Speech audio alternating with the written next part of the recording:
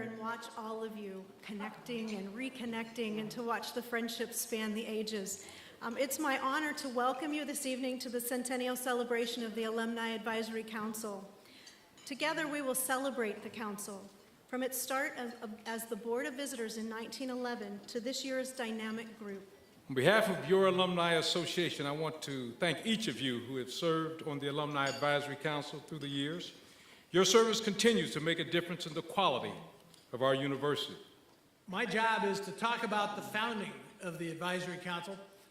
I want to make clear I was not here in 1911. We will look back tonight, and we'll also look ahead. From a student body of just under 3,500 in 1911 to this campus with more than 56,000 students today. 1911 was a notable year. Tennessee Williams was born in Mississippi. Liberace was born in sequins. The Alumni Advisory Council isn't the only thing that started in 1911. The Indianapolis 500 was run for the first time. The breakup of Standard Oil resulted in 34 new companies, including Exxon and Sohio, and Procter & Gamble introduced Crisco shortening. Ginger Rogers, Roy Rogers, and Ronald Reagan were born. Goodyear began flying blimps. And a relative unknown Irving Berlin had his first song, the top song of 1911, Alexander's Ragtime Band. Ohio State's military-style band was growing to some almost 60 pieces. I'm not sure they would have played something as new and hip as Alexander's Ragtime Band. Today we hear top 40 hits, including Lady Gaga's latest, from the best damn band in the land. In 1943, our Alumni Advisory, their Board of Visitors, was given official status by the University Board of Trustees as a committee officially advisory to President Beavis. In 1944, the group requested a name change.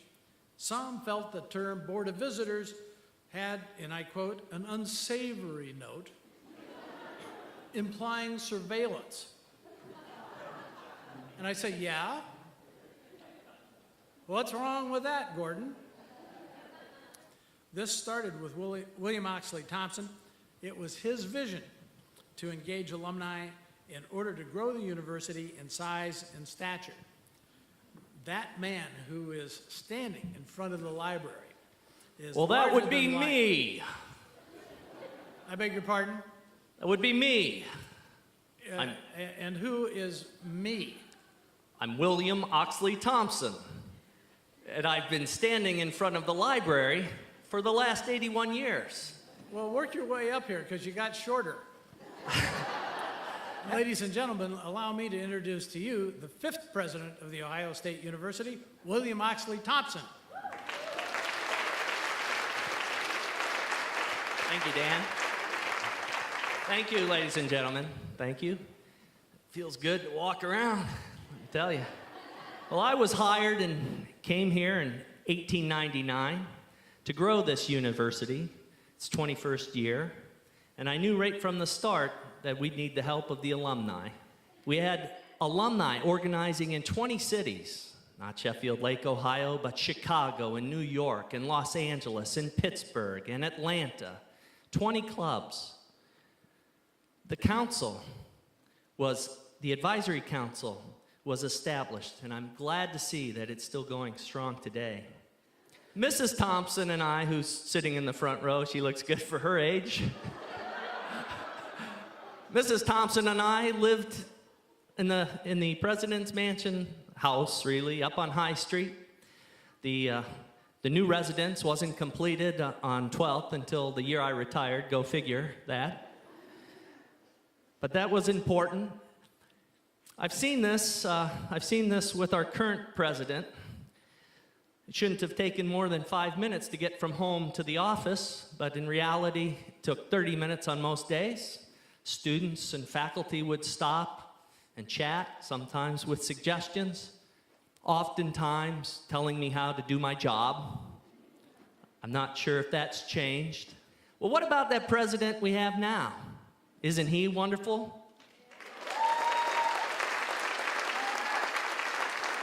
Trustee Gee, would you mind joining me on this platform?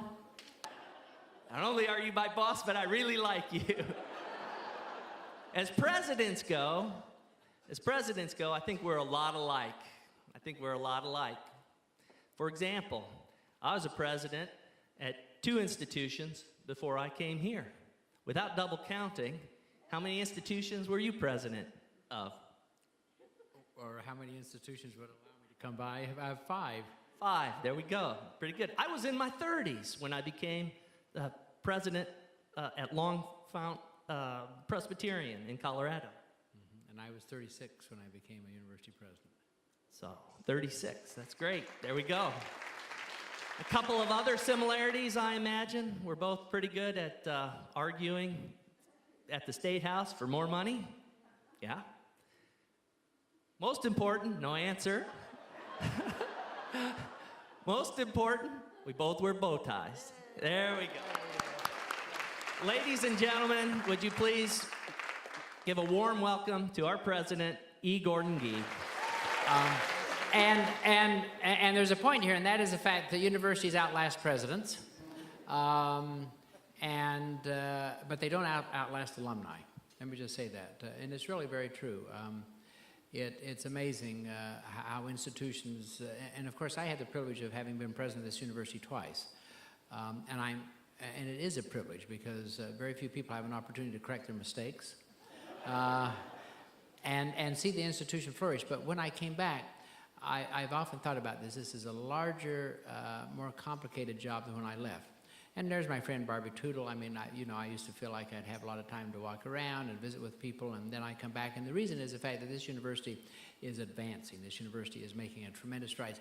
We have moved from being a good university. When I came, we were a good university. We're a great, solid institution.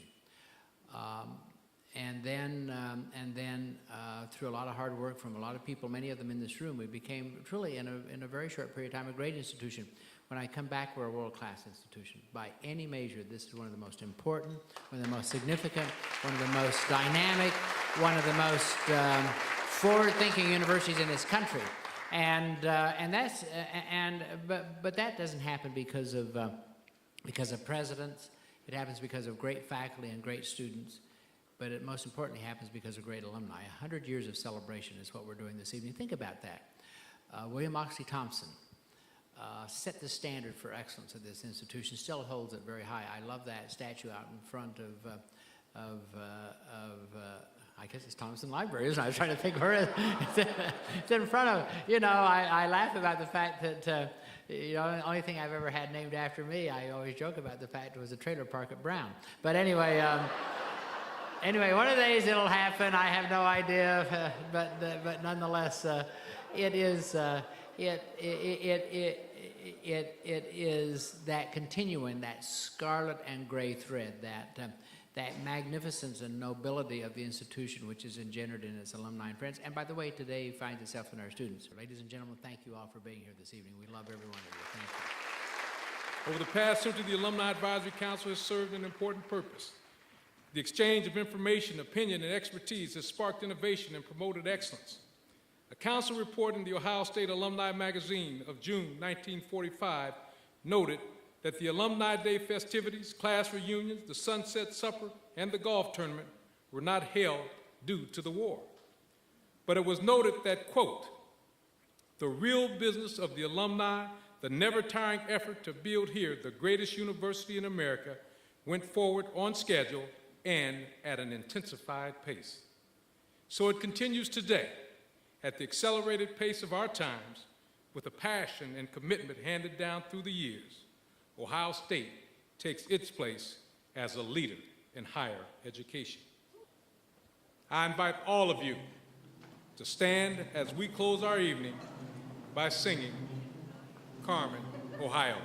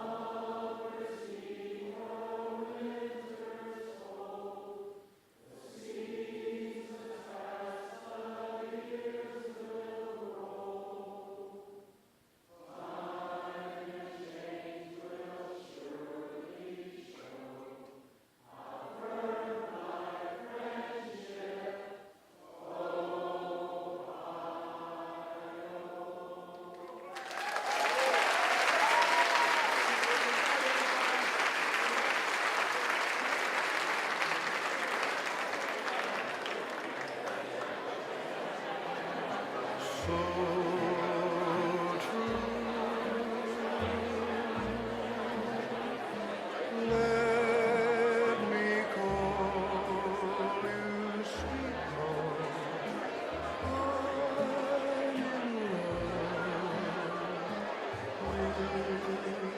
love with you.